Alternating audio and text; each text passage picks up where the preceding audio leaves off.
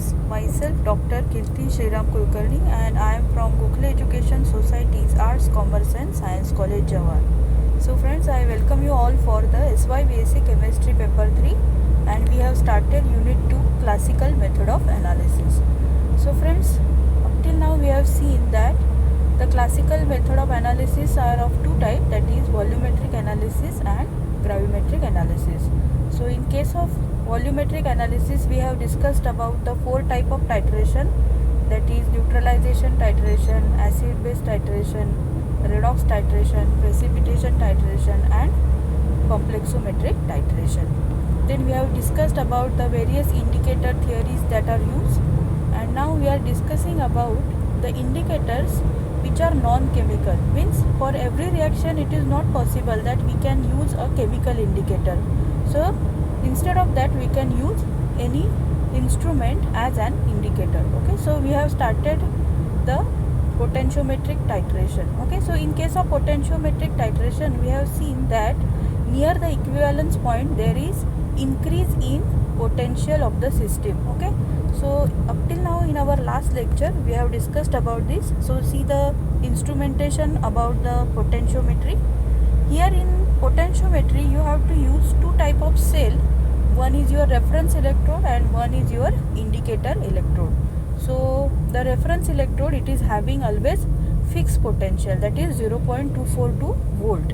Okay, and whenever there is one fixed thing, then only you can find out the change in the system, right? So here the reference electrode, it will be always showing you the steady potential, and therefore the other indicator, which is indicator electrode, will actually show you the change in the potential. Okay, so you can see here in the beaker you can take the solution whose potential is to be determined, or the equivalence point, and in that you will dip your electrodes, and those electrodes are directly connected to the potentiometer. Okay, and in the same beaker you have to keep your burette, and you have to add 0.5 ml or 1 ml of the solution for each and every titration. So when you start titration, you have to add every time same amount of your titrant. Okay, so in this table you can see that you are adding volume 1, 2, 3, 4, 5 ml, means you are adding 1 ml for every time, and there will be a constant decrease or constant increase in your potential, that is EMF. Okay, so if you take the graph of voltage versus EMF, you get S-shaped graph. Okay, sometime you have to calculate delta V upon delta E. That means you have to find out the difference between two readings, 2 minus 1, 3 minus 2, 4 minus 3. ऐसे reading अगर आप difference लेंगे तो that will be your delta V. And similarly you have to find out the difference between EMF also. Okay, so that will be your delta E. And finally you can plot a graph of delta E versus delta V. So we have also seen how to get this type of graphs. Okay, it is S-shaped graph, and why you have to take the delta E versus delta V graph? Because in the S-shaped graph it is difficult to find out the equivalence point. देखो यहाँ पे जो first graph है उसमें आपको and point निकालना थोड़ा मुश्किल हो रहा है ना, where to take the centre. So you have to plot the second type of graph. Here you can see only one peak, and from that peak suppose you plot a straight line on your x-axis, you will directly get the equivalence point, right? तो उतना volume आपको titration के लिए लगने वाला है for your NaOH, right? और अगर आप थर्ड टाइप का ग्राफ लेते हो, that is delta square E upon delta square V versus volume of NaOH added, तो वो ग्राफ भी बहुत अच्छा है. See the intersecting line will directly give you the idea of end point. Okay, so now we will see that these type of titrations can be done using hydrogen gas electrode or quinhydron electrode.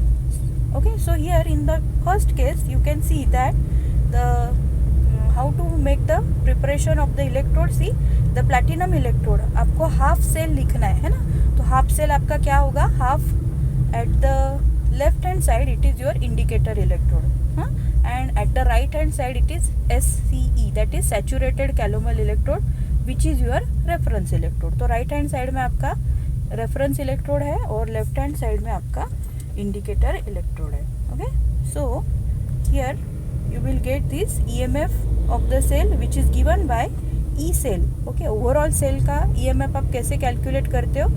E reduction minus E reduction of left side. तो actually ये होता है E reduction plus E oxidation. लेकिन whenever you represent the EMF of the cell, it is always represented in the form of reduction potential. Okay, तो अगर आपको oxidation लिखना है तो आपको क्या करना पड़ेगा? You have to write negative reduction. इसीलिए हम लोग यहाँ लिख रहे हैं E right hand side minus E left hand side. Okay, तो आपको तो पता है लेफ्ट हैंड साइड में आपका कौन सा है? आपका इंडिकेटर इलेक्ट्रोड है. और राइट हैंड साइड में आपका कौन सा इंडिकेटर था? SHE, that is your reference electrode. तो that is your common. SCE में आपका potential it is always minus 0.242. In the bracket you have to write the Nernst equation. It is called as Nernst equation for your cell. Okay, and it will give you the activity of the electrode. Okay, so if you do the final calculation, you will get that it is an S-shaped graph. Okay, so if you plot the graph of EMF of the cell versus volume of NaOH added, then you will get this S type of graph. Okay, so without plotting a graph, you cannot find out the end point in this reaction. So whenever you use chemical as an indicator, it is very simple for you that आपको colour change मिलेगा chemical indicator में, whether it is phenolphthalein और methyl orange etcetera. So by that colour change you can directly find out that time burette solution का reading and then you will get the end point. But in case of instruments you have to always plot the graph. Okay, similarly in the case of quinhydron electrode, see the second type. If you use quinhydron electrode as an indicator electrode, how you have to set up the cell? Cell setup करना मतलब one is your reference electrode, that is your half electrode, and one is your indicator electrode, that is your half cell. तो ये दोनों cell को combine करके you can write the cell equation.